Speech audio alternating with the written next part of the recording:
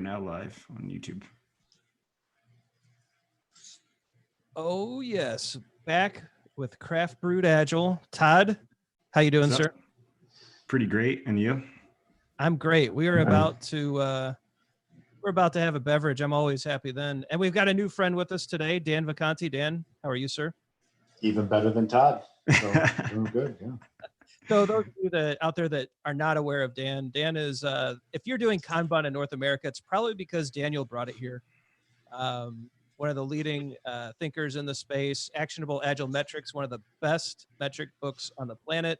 Changed the way I look at estimation and all of that fun stuff. So Dan is really awesome. Glad he's joining us.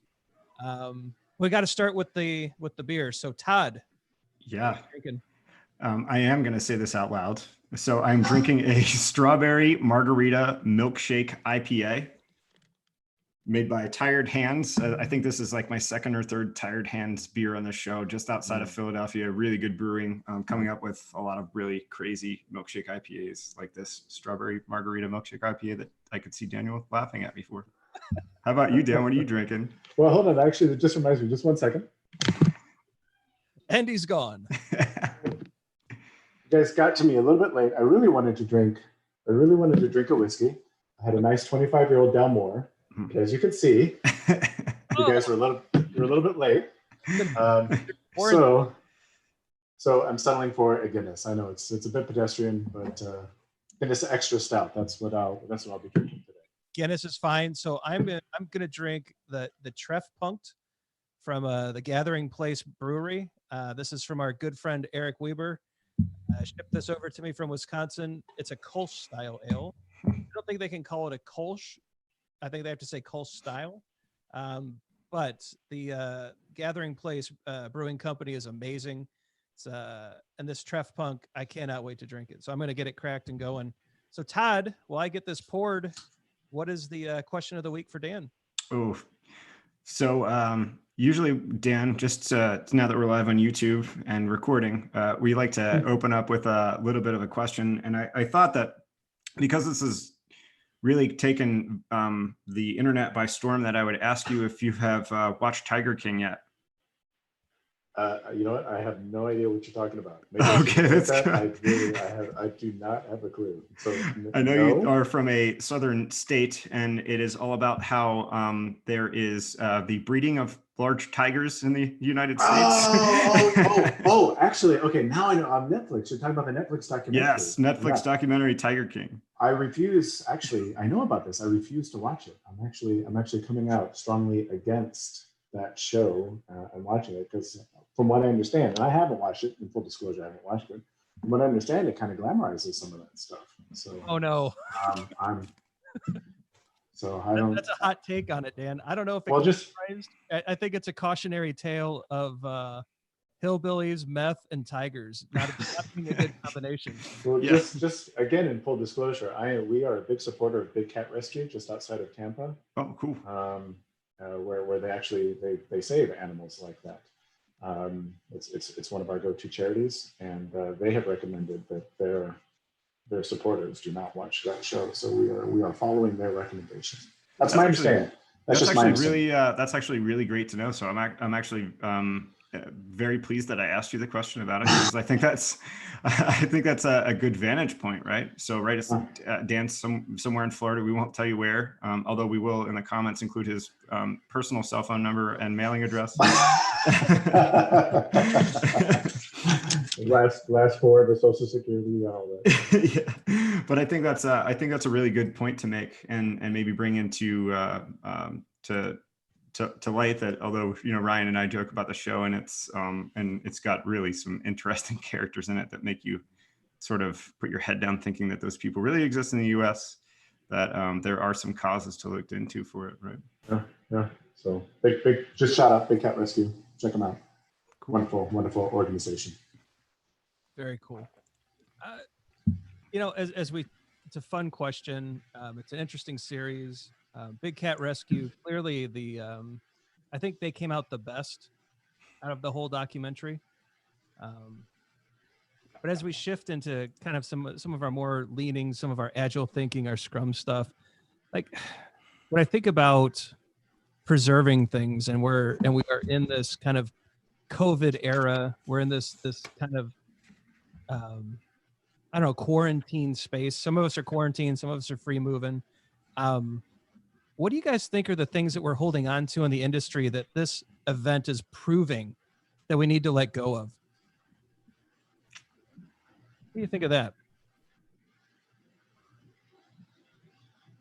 Todd? Yeah. You want me to answer that really easy question first? Yes. So I can talk about from my personal experience that I have always really, let's say, I've done quite a bit of virtual facilitation and virtual things, but I've always erred on the side of really wanting a really good in-person experience for people. And this has really caused me to try to figure out ways that you can bring that same in-person experience and that same collaborative type of feeling virtually. And I've worked really diligently on how to do that. I'm not going to admit to you now that I fully believe that it's the same thing as in person, but I do think that it's possible to create a collaborative experience, whether that be a workshop, a training, or even something as a simple, not simple, but like a sprint review or a sprint retrospective. I think there are ways that we can do, and we can do a really good job of, to get everybody talking and everybody involved and centered around a topic. But I will not tell you that I believe that it's the same as in person, because I don't believe that. But I think there are ways that you can make it 80% of the way there. I'll maybe give a little bit more cynical answer if I can. I'll just be the resident cynic. I mean, I know you guys are going to give me a run for my money. I know, for sure. But, I think the thing that we're holding on to as an industry so much, the thing that strikes me is, especially from a consultant and training perspective, is that you have to be an expert in everything in order to do this stuff. I'll be the first one to admit that I know nothing about delivering virtual training, delivering virtual consulting. This is all brand new for me too, and it just fascinates me how, like, overnight everybody popped up and they're all experts in virtual facilitation and all that stuff. I don't have a clue. I'm learning just like everybody else, and probably failing miserably. So I don't know. I think that's the first answer that came to my mind. Anyway.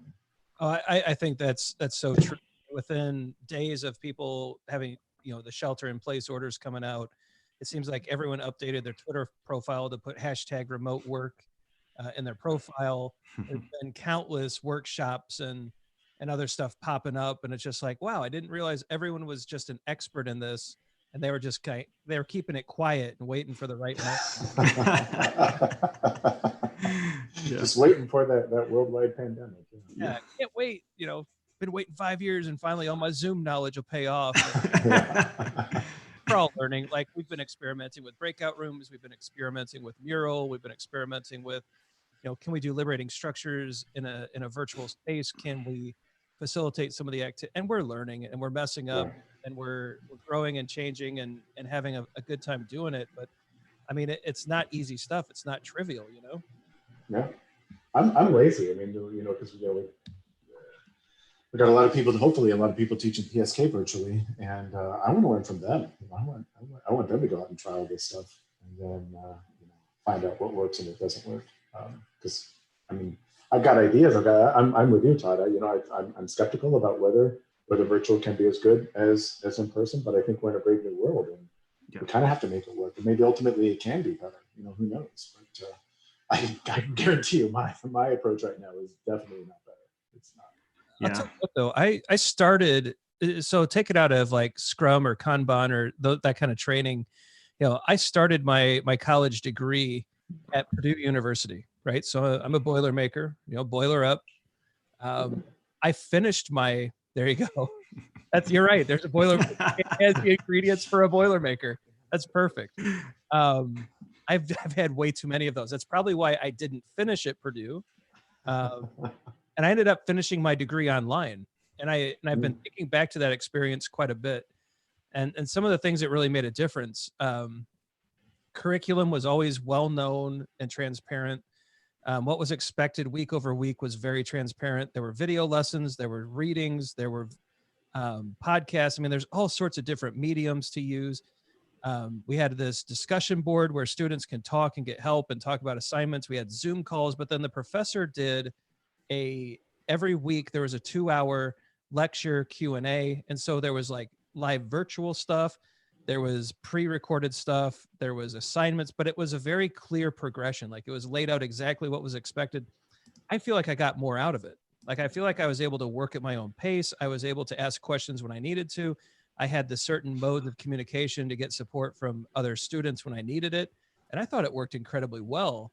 And now as I think about, was it as good as having face-to-face time with the professor?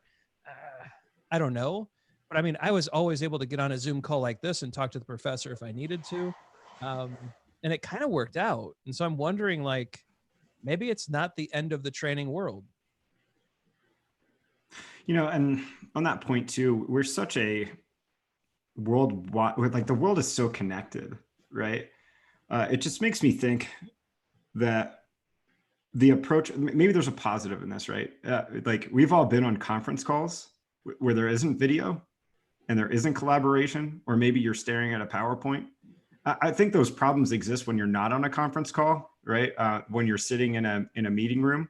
But I feel like there is a light that is shined on them when you're virtual, right? When because you have no idea whether a person has gone to cook lunch while you're flipping through your PowerPoint presentation or not. So maybe the positive in it is that, but along with Dan and what you said, Ryan, you can't help but be a little bit cynical about it. But I think that it's worth a try and it's worth learning from. So yeah, it's and I nerd out on this kind of stuff.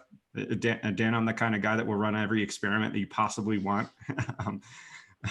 Todd is like a Monte Carlo simulation. Yeah. Iterates through everything. Yeah.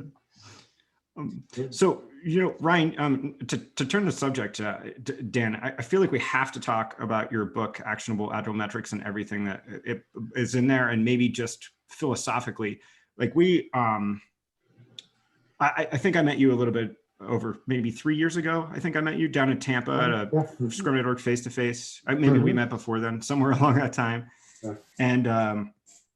And a lot of the stuff that you've brought into our community has been eye-opening to a lot of people, right? So I knew some principles before then. I knew the basics of flow-based metrics and things like that, but you really put it on steroids for it. So first, thank you for that. You guys flattered me, but yeah, no. Right. I guess maybe starting with how you got into it, what inspired you to write that book? Can we start there? And then I'm sure Ryan and I will have 10 million questions like we always do when we're talking with Dan. Oh. Right. As you guys can tell, I'm really, really ready for this. I'm going to jump off screen just really because I got to show you something else too. One second. Sweet.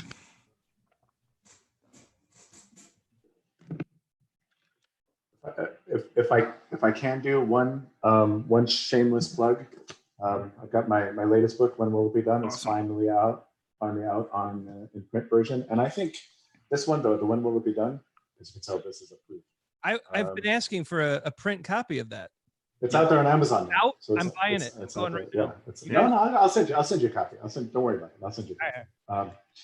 And I think this one's actually more accessible. Personally, the Actionable Agile Metrics for Predictability, it's kind of a reference book. This one is really, I think this is probably the one that I should have written first. It's a little bit more approachable. It's a little bit more pragmatic in terms of explaining how to do these things. But anyway, to answer your question about how did I really get into this is, I got started with Agile a long time ago, long time ago. Because one of the things that I really got sick and tired of being asked when I started as a development manager was this when will it be done? And the thing is, you're lucky if you get asked when will it be done, and especially in non-agile environments and even in agile environments. Usually dates dictated to you, right? And you don't really have any say, about that. And I just got sick and tired of that, that pattern repeating itself. And I kept thinking, there's got to be a better way. There's got to be a better way. There's got to be a better way. So when I was out figuring out this Kanban stuff, the world of metrics that is available to you from a Kanban perspective, where we're able to speak the language of our customers, was, I think, as you said, just kind of eye-opening to me.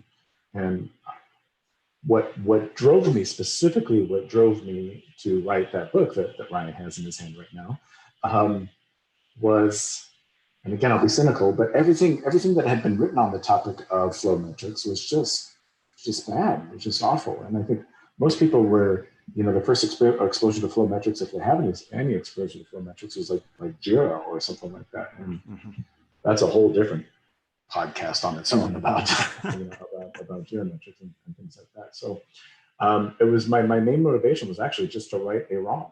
Right? It was just trying to set the record straight from my perspective anyway. I'm not saying it's the right or wrong way. It depends on how many of these you get in me, whether I or whether or not you have 4 hours on a train in Germany, then can really come out, right? But hopefully just to bring a little bit more rigor and pragmatism to the conversation. That was my original motivation. I don't know. That was way too long-winded of an answer. Are we out of beer yet? No, it's good, because like if you look at actionable agile metrics, yes, it's kind of a reference. I cannot recommend it enough, though. I mean, just the fact that, so I'm very much a Scrum guy. And so reading through this book, it's like, wait a minute, we've been talking about item aging forever. We've been talking about putting WIP limits and entry and exit points of a flow system. And like, we've been using Scrum language to talk about flow metrics for, I don't know, Todd and I, the last 10 years, but we didn't necessarily know the theory behind it. We didn't necessarily know the math, but we knew intuitively that, yeah, item aging is important. If this post-it is stuck to the board and it's been stuck for 3 days, we're at risk.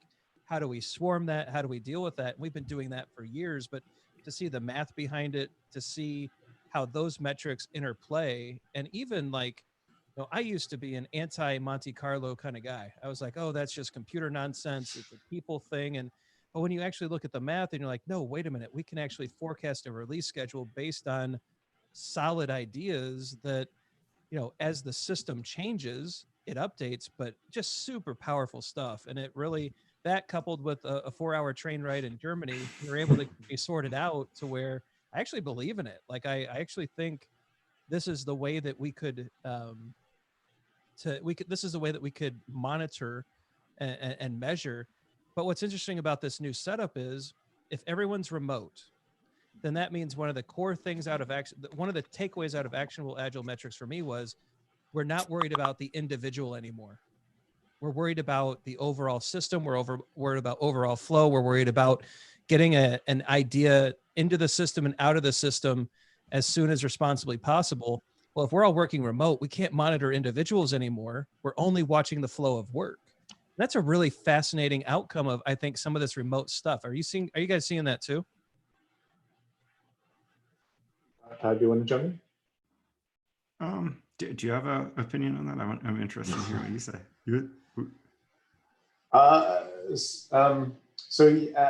Yes and no.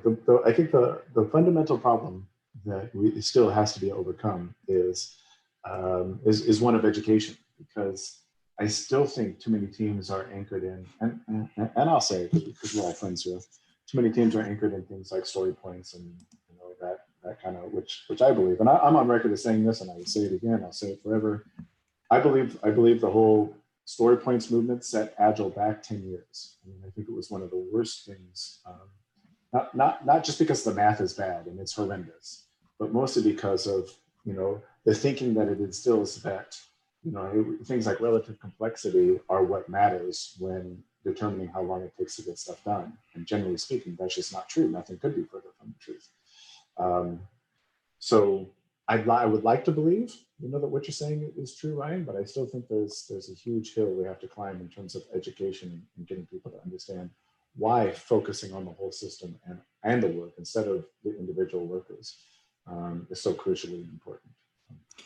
It's I love the way you put that, Daniel.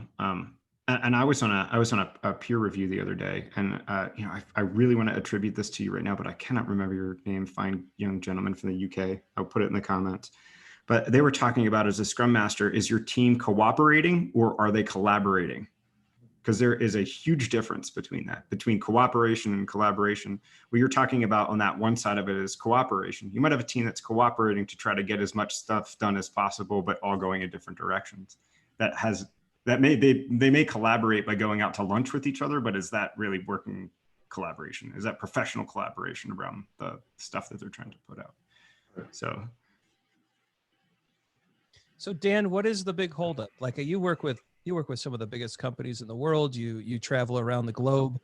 When you go into a place and you start talking about, WIP limits, item aging, cumulative flow diagrams, cycle time, throughput, all these great things, where's the mental block? Like what's the wall that you keep running into?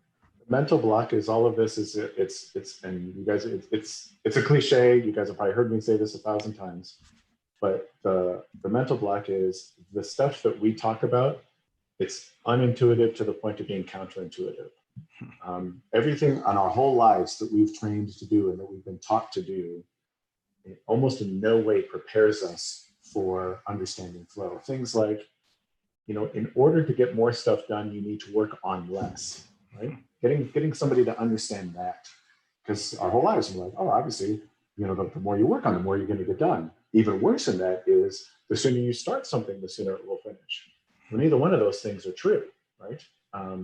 And so getting people to past that, in addition to getting people out of this deterministic thinking, right? Project management for its whole history, I think, has been steeped in deterministic planning.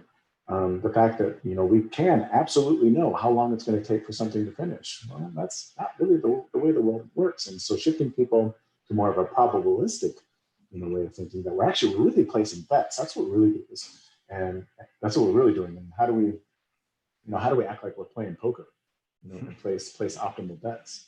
But to me, those are the big hangups, and people are loath to shed both their hardcore beliefs of how much work they should be working on, as well as we can determine how long it takes to get stuff done. It's almost impossible to get people to shake those beliefs. It's interesting. I was working with a company in the Midwest, and they brought me in and they said, Ryan, at the portfolio level, we think we have everything figured out, but we just can't ship anything. Like projects are taking way too long. We're not getting things out. And I'm like, that's cool. How many projects do you have in flight? And they showed me like 150 things that they had going. And this is at a 2,000 person company, which is a lot of stuff and a lot of people. And so we did this interesting activity that we basically said, look, what are the things you want to invest in? And they gave me they use boulders.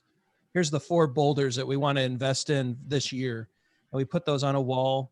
And then I got out the white or the blue tape. Everyone has the blue tape, right? Mm-hmm. You do those lines and you create these lanes. Like, that's cool. Write every project, 150 3x5 cards, write the project name, maybe a quick description, and put it on a card. So we had 150 cards, map that to the wall. About 50 actually mapped to a value stream, and the 100 were busy work. And they said, all right, Ryan, what do we do? I was like, well, you cancel the 100 things that don't for what you're investing in. And they're like, well, how do we keep people busy? Let them self-select into the 50 things that you really want to get done. And so after about 2 months, I got a call from one of their directors, and they said, you're not going to believe this. We finished 10 things. And I'm like, I totally believe it, and I'm totally excited for you. Resist the urge to start anything else until the other 40 are done. And so far they've held the line, but it took, they had to spend a ton of money on this activity, on having people come in. It was a lot of time and work, but once it was proven, they don't have that block anymore, but they still have to resist the urge to start 1,000 things at once, even though they watched it work. And so this mental block is just so real, but yeah, it's pretty amazing, isn't it? What fascinates me though is, and I look at Scrum through a flow lens, right? I kind of dabbled with Scrum way back when, but in terms of my deep understanding of Scrum, I don't know. Actually, I don't even know that I have a deep understanding of Scrum, but it's really been in the past couple of years. The first time I read the Scrum Guide, it read as a flow document to me. But what fascinates me is Scrum was a flow reaction to waterfall. Right. It's about smaller batches. It's about faster feedback. It's about all of these things. So why we don't take that to kind of the next level? I don't understand. It seems to me like if you're doing Scrum, all the things that we talked about in PSK should become natural. Ryan, you and I were talking about this too. I mean, I think all the best teams kind of do this intuitively anyway. So I don't know how you can embrace Scrum but not embrace Flow, because to me they're one and the same. I don't know how you can separate the two. Yeah, I think that's interesting, because I think back to some of the best Scrum teams that I've worked with. And although, so I really like that I've inherited a common language, I feel like, from you around what we were doing, but there was a natural tendency to limit work in progress by the development team because they were collaborating on getting stuff done in a high quality way, right? There was an ultimate focus that was put on trying to create valuable things for customers. And so I think that it is intuitively inherited. I do think there's some stuff that is in that PSK course that is just level it up, right? Focusing on work item age, Ryan mentioned that. I think that's like such an awesome thing to center your daily Scrum around, maybe, right? Why not throw out this ugly story point thing, right? It's nobody knows how to estimate in story points. You get a new team, it's confusing to everybody. Your stakeholders that know nothing about Scrum and software development hear story points and think that you're living in some fantasy world, right? Let's paint the reality of what it is, and let's get some data around it. And that, I'm going to quote you on this, that triggers the right conversations when they need to be triggered, right? That's something that stuck out when you and I first met for the first time, that you were talking about how these are all conversation triggers. Do you want to maybe expand upon that way more eloquently than I might be able to? When you, I thought you were doing a great job. Okay, good. Half my beer is gone already. Mine too. We might have to get another one, guys. Oh, God, have we ever done a reloaded episode? Oh no. You can do it too if you want. We might call it the loaded episode. Yeah, but no, you're right. You're right. It's all about. I guess.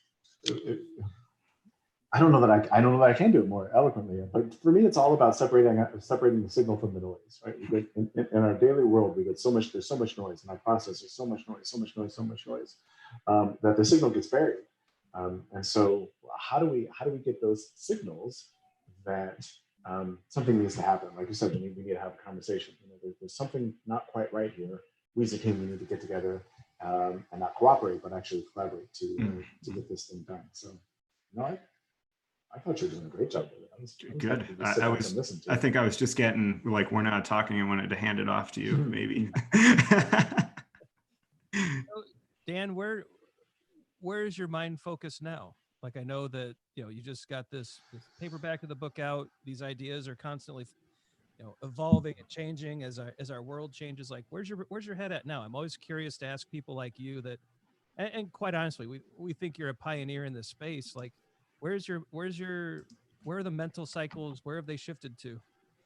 It's almost exclusively around this idea of, as we were talking about earlier, how do we break down these mental barriers? The resistance that people have, because we're expecting, and I think I'm gonna say Scrum's at fault for this, but Kanban is just as much as fault. But we expect when we present these practices, when we present these rules, that people will behave rationally.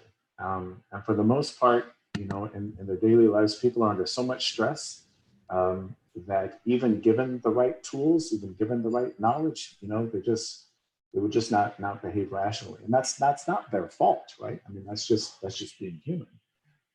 So the thing that I'm most fascinated now is, the intersection of things like, behavioral economics and human psychology, and why is it that even when presented with overwhelming data, that working on less stuff is actually better, that people choose to work on more? That's where I'm spending all of my time now. I feel like every time, Daniel, that I start a home project, that you're like ringing in my head now, because I'm like, I cannot have 6 different projects like in progress in my house, because I think that's a really good real world example of, though, I mean, at what point in one day are you starting yard work? Are you starting to build finish your basement off? And are you replacing a light inside in your bathroom? Are you starting all of those at the same time? Do you have 3 circuit breakers off in your house, right? And a hole in your front yard, and you just keep circling to all of those? And like, how much longer does it take you if you would just, if you would just say, let's do the yard work today, right? I had a friend that just several years ago had the same problem. He was renovating his house. He had all these projects he wanted to start. He was going room by room, but he had a fixed budget. And I told him how I would probably go about that. But he went and he started, I think, 6 room renovations all at the same time. And of course, he ran out of money before any one got done. I was like, I'm not one to say I told you so, but. But it does remind me of Jerry Maguire. You guys have seen the movie, right? Oh, yeah. Show me the money. Show me the money. But what happens when the Tom Cruise character hands in a letter that says we should see fewer clients with higher attention? Gets fired. Yeah. Off on his, ultimately it comes around and it works out, and he builds a great firm, and people see that fewer clients, higher attention is good. But man, the second he proposed that, he was out the door, right? Yeah.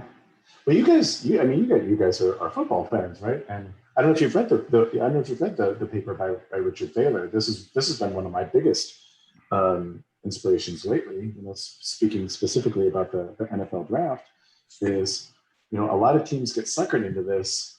We're gonna pay a lot to trade up, right? We want a first round pick. We want the first pick of the first round and things like that. And what Richard Thaler went out and proved is it's actually a much, much better strategy to trade down, right? You want as many later round picks as possible and not spend so much money on a first round pick, because in the long run, that's how you're going to maximize value. And he's actually worked with several NFL teams, and almost to a team, I think all NFL teams have ignored his advice. And they keep going after and overspending on players that they should just not be drafting. So wait a minute, what paper is this, Dan? I'll look it up. I can send it to you. But the guy's name is Richard Thaler, Thaler. Because that's I love. Dan, this has to be one of your top 5 movies. Moneyball. Oh yeah, of course, yeah. Yeah, okay. Great movie. I love. Same thing. Man. Yeah. Isn't that the data just plays out? Billy Bean can have the cheapest roster in the league, but still make the playoffs. So if you've got a football version of Moneyball, I do. I'm in. It's interesting. The draft's 3 weeks away, right? And so narrowing in and I'm going to drive into this a little bit because I'm a huge NFL fan. Here we go. Philadelphia Eagles, 100%. I'm a Eagles season ticket holder here, sitting here. So it's interesting though. So think about all the variables that are with drafting a all-pro player. Think about all of the variables to a young kid that gets out of college and gets millions of dollars, to what's in between their ears. I know the Eagles have drafted players that got that far based off of their athletic ability, but didn't care about football, right? And then you have I just think of, so it's like trying to think of the variables that you would run into from driving across the country and coming and predicting it, right? So I really like that example around how that plays out, especially 3 weeks from the draft, right? I read that paper, and that really kind of changed my life. I don't know if you guys have seen. I've got a talk I do that's called "Don't Be a Ditka." Have you guys heard of this talk? Where I talk specifically about that. Because the classic example was the '99 draft with Mike Ditka and the New Orleans Saints, but he traded up to get Ricky Williams, right? It's one of the worst blunders in the history of football. But Ditka thought he was behaving rationally. He thought he was doing the right thing. He was super confident in his ability to forecast a winner and to forecast value. Thought he was doing the right thing, and ended up paying the ultimate price. That was the year the Eagles drafted Donovan McNabb, and he got booed. So what round did Tom Brady go in? Yeah. That's interesting. Do you guys know this? I know this. Do you guys know this? Yes. I think he was a 6th, 7th round. I think it was 6. I think it was a Six, 6th round yeah. pick. 6th round pick, the greatest quarterback of all time. 6th round draft pick. And that's the thing. I mean, think about that. So he was like the 100-something player picked. And so if you're telling me that NFL owners and NFL coaches really understand value, that they let 100 players go before Tom Brady, before they picked him, right? I mean, we obviously don't understand that. Look at the Chicago Bears. Like, I love the fact that you named it talk. Don't be a Ditka. I mean, Dan, that was bonus points, right?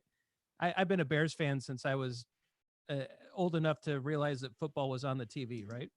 And so the Bears go out and they draft Mitch Trubisky. Who did they pass up to get Trubisky? Patrick Mahomes. For one. Who else did? There's one other out of that draft league that was amazing, and I'm blanking on it. But Mahomes is amazing. The Bears would be a much better team with Mahomes, and instead they thought that, the idea of understanding. So this is interesting. We don't actually understand value.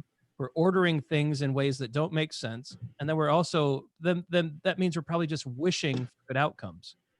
And this exactly right. But this is the brilliance of Scrum that I don't know why it's not played up enough. The brilliance of Scrum is, hey, let's not assume that we can predict the future 18 months in advance. So let's say the best that we can do is the next 30 days or the next 14 days, and let's find out as quickly as possible how wrong we are.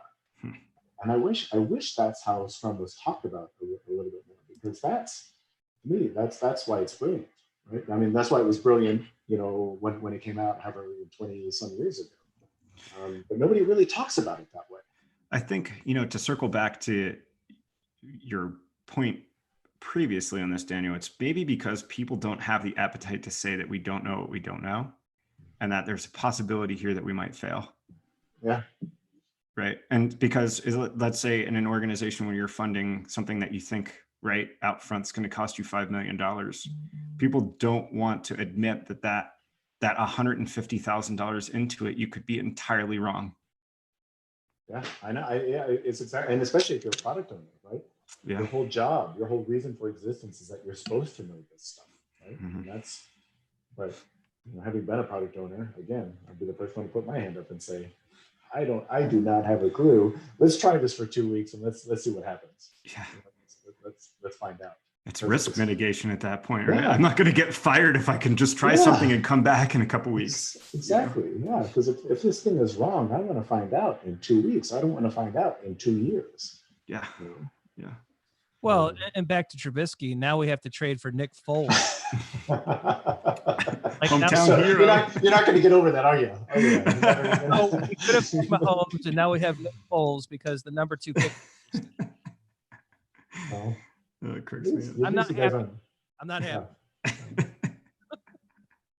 So how do we do better, Dan? So if you're an NFL owner and you're 3 weeks out from the draft, what do you look at? That's why I think where you need to read this paper. I think do not quote me on this, because obviously I'm 3/4 into my beer. I haven't read the paper for a while. But I think one first round pick is worth 6 second round picks. Wow. And so I think the idea is you want to trade down to get as many picks as possible. You want to place as many small bets as possible, because you don't know when the Tom Brady is going to come along. Mm-hmm. I mean, how many first overall picks of all time have ended up being truly great successful players? I think it's a pretty small percentage. I mean, obviously that it happens, but for every Peyton Manning went first. I don't know. I can't remember. Yeah, he did. Yeah. First. For every Peyton Manning, there's a there's a Achilles Smith. Is that right? Sure. Is that one of those guys? Something. So yeah. So that's the idea. Trade down, place as many small bets as possible, and because over the long run, that's what's going to win you the most games. Because that's the other thing. That was what's great about Moneyball. It's like you're not buying runs, you're buying wins or something like that. Right? Something along those lines. Same thing with NFL draft. What you're trying to do by wins. We should encourage everybody that watches this to read this paper before the NFL draft, and then they're going to be probably livid about their team's approach to it. Probably. Maybe I'll read it. No, I shouldn't read it after. I'm like dying to read it right now. Now that stuff fascinates me to no end. I think it's so tricky defining value. And so what if we moved away from that? Because I think right now a problem that the people are trying to solve in the product world especially is, how do we define value? What if we just not worry about that and just find small, intelligent bets? Yep. Is that where you're going, Dan? Exactly right. And you guys have heard, hopefully you've heard of the book, Thinking in Bets, Annie Duke's Thinking in Bets, which is a professional poker player. And that's another book that kind of changed, has influenced my thinking incredibly. Because if you're a poker player, you know that the name of the game is staying at that table as long as possible. And you don't stay at the table by going all in on the first good hand that you see. Right? That's not, that's not how it works. You have to think long term. You have to think that every story that we work on, every epic that we work on, anything that we work on, it's a bet. We don't know the value. We don't know the outcome. We don't know what's going to happen. So over the long term, let's see as many hands as possible, right? and then hopefully from there we can come up with a winning strategy. So Dan, you like Thinking in Bets by Annie Duke? I love that book. So if you had, people are probably, their brains are probably swimming right now with this conversation. You had some books to lay on some people. We'll share the white paper on NFL draft, because that's just, Todd and I are both like resisting the urge to click over and just have 15 minutes of dead air while we read it. But Annie Duke, Thinking in Bets. Where else have you kind of picked up some real inspiration lately? What kind of books, podcasts, videos, anything like that? Misbehaving by Richard Thaler. So I mentioned Richard Thaler, who's the co-author of the paper that I just quoted you. So Misbehaving is kind of the history of and the evolution of behavioral economics. I personally think Misbehaving is a much better book than Thinking Fast and Slow. People love Thinking Fast and Slow by Kahneman, which is not a bad book, but I personally think Misbehaving is a much better book. In terms of the unintuitive parts of math, I think the go-to book is a book called The Flaw of Averages by Dr. Sam Savage. And the good news about that book is you really don't have to read the first half of that one. You don't have to really read the whole thing, with all due respect to Dr. Savage. It's off the top of my head, those would be 3 books. I could keep going if you wanted to, but those would be my big hitters, really. The Flaw of Averages, when I read that book, I couldn't even turn on the TV or open an internet article because I thought the whole world was lies. Wait, and you're seeing it now. How many projections that we're seeing for COVID-19 are based on averages? How much planning is based on averages? It's just people don't understand. If you plan on average, you will fail on average. Right? That's I don't know. Definitely some good books to read. That draft article, though, is going to be fascinating. I think the book Moneyball is actually really good, too. If you've actually read the book based on the movie, or the movie based on the book, whichever way you want to put it. So, hold on. That's where the funk is not helping me. Thank you. So it's that the movie was based on. Also a fascinating read, and the math isn't too bad. But it is kind of that. I love that shift away from trying to know value up front and just, you take it to a poker world. Like I've got poker chips sitting here next to me. Like I'm a big fan of the game, not because I like gambling. Actually, I'm a very cheap gambler, but I like the math and I like the idea of, that you can play it perfect and still lose. Like there's something like that's weird to think is appealing, but it's appealing to me where I'm like, I did nothing wrong and the outcome was not what I wanted. And there's something to that. That's life. That's life, right? And what I love about that is people think that games like that, random processes cannot be predictable.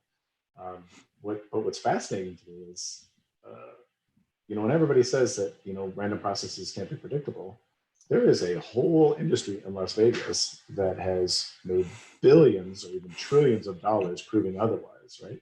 Random processes are very, very, very, or can be very, very, very predictable. So It's just that every once in a while, you will do all the right things and you will still lose, but that's life. That's just the way it works. I think it's very predictable. A friend of mine is retiring at the age of 40 after spending years writing poker bots on playing sites.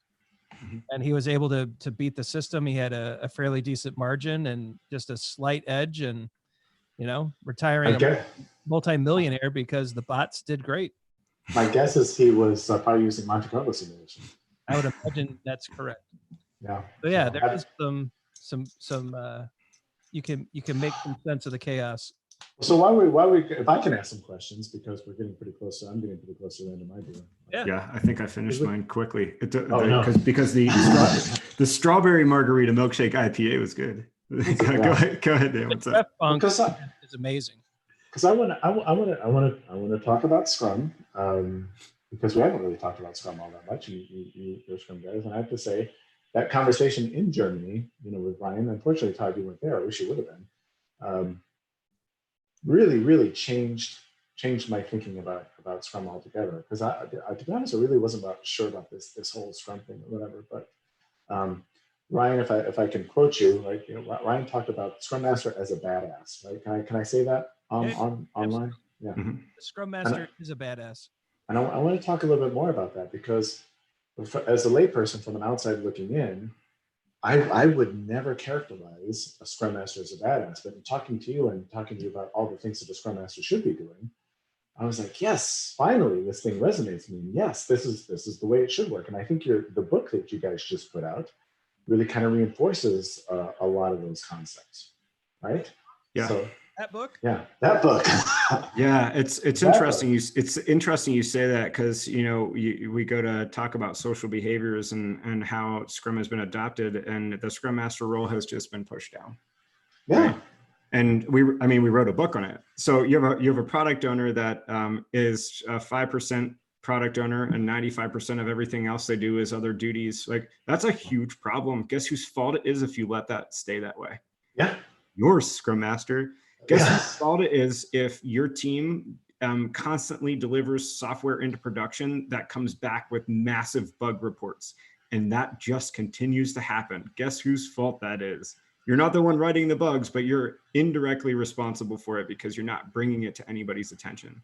And so, I mean, we spent, 2 years writing a book basically saying, Scrum Masters, like, wake up. Like, we need to make the Scrum Master role what it needs to be in an organization, and they need to be a badass. And I said that 'cause I was the only person that hadn't said ass so far. And now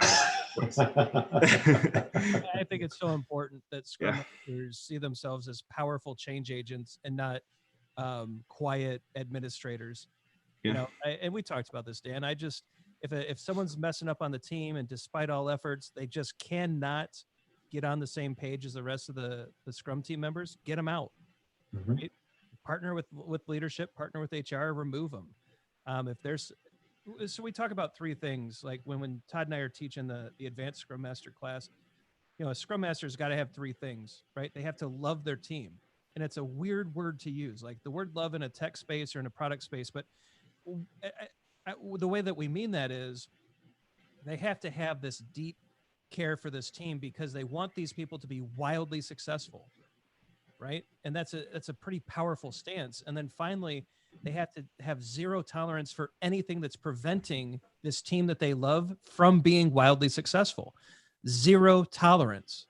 Right. So if there's a blocker, you remove it. If there's a delay, you get rid of it. Like if there is something that's causing flow to hold up, you stop it. If the portfolio is getting too big, you run an activity like the one I mentioned to shrink it. Like you have no tolerance for the things that hurt your teams. And I think that mentality is wildly different than what you see in the real world, right? To use the phrase that I hate. In the real world, you see Scrum Masters showing up as, well, this is just how we do it here, or this is the concession we had to make, or this is the compromise of my principles I had to accept. And my answer, and I think Todd, I'll speak for you as well, because I spent 2 years writing a book with you. We don't accept that. Like your job is to not accept the things that are hurting your teams. And yeah, Dan, I think it's a powerful, vitally important role if it's performed well as a professional. But if it's not, cut it. And to talk to like something we get asked all the time is, what do you do all day, Scrum Master? What Ryan just described there sounds like a lot of work, right? You don't just spend 2 weeks coming up with a really great retrospective format, right? Yeah. Your job is hard, and Yeah. you're a servant leader, which means that you may never directly get credit for anything, but you're cool with that, right? And not that servant leadership doesn't apply to everything, because I think it does. I think it applies to, it's not just a Scrum Master specific thing, but that's what you do all day, and it's hard work. So yeah, you could get us on this topic for a while if you want, Daniel. I see what you did there. I do, because like I said, this is what's attracted me to this way of thinking, you know, because I can say this facetiously, of course, but from my perspective, people don't matter, data matters,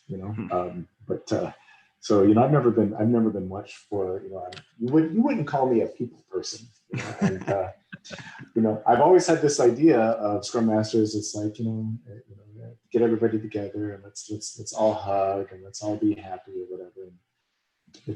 And so talking to Ryan, I was like, really, if that's what a Scrum Master is supposed to be, I can totally get on board with this, because that's what I think is needed. It's honestly what I think is needed. I think they're a flow master, to be honest. I think their role is to make sure that things are moving in and out of the system as quickly as responsibly possible, and anything that's causing them not to, they got to bust that up and make it work. So this could be another hour. Well, also, because I am at the end of my beer, guys, I could do this every week. I don't know why it's taken so long to get me invited to this. We can do it. We basically just started last week. Oh, we got the quarantine was weighing on us, and we thought, what's a good excuse to day drink? Yeah. I love it. I love it. So I hope I get invited back. I'd love to be able to talk to you guys. This is a lot of fun. Whenever you want. And so if you want to have a beer tomorrow, we'll do it again. Yeah. Or like if we should just hang up and go get another beer and keep going. Just kidding. I don't know that would be acceptable in the Miller household right now. I'll tell you what, the glass is empty. Yeah. And so we have hit our time box. So Dan, we really appreciate you joining us. It's always great to see you. Always great to be able to talk to you. Anything you want to promote or get in front of people before we call it a day? No, I mean, the number one, the pleasure is all mine. So any chance I get to talk to you guys, I'm going to be all over that. So thank you very much for the invitation. I was just really, really glad to be here. I guess I would just say, look for us to co-teach on a PSK or a Kanban class in the near future, right? I mean, something that we can do together. And let's kind of, if you're watching this out there in TV land, kind of be on the eye out for that, because I'm looking for an opportunity to collaborate with both of these gentlemen, and I want to make that happen sooner rather than later. Yeah, let's do it. Awesome. Yeah, I'll PM you after this call, Dan. All right, guys, that's another Craft Brewed Agile.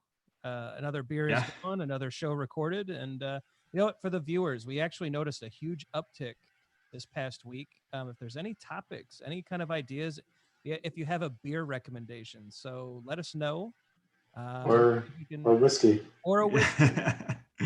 We won't discriminate. Whiskey's good too. But if you have some ideas, let us know. Leave a comment. But thanks for watching. We hope you got a lot out of it, and I'm sure we will be back to day drinking very soon. Cheers, everybody. Cheers. Cheers. Stay safe. Be well.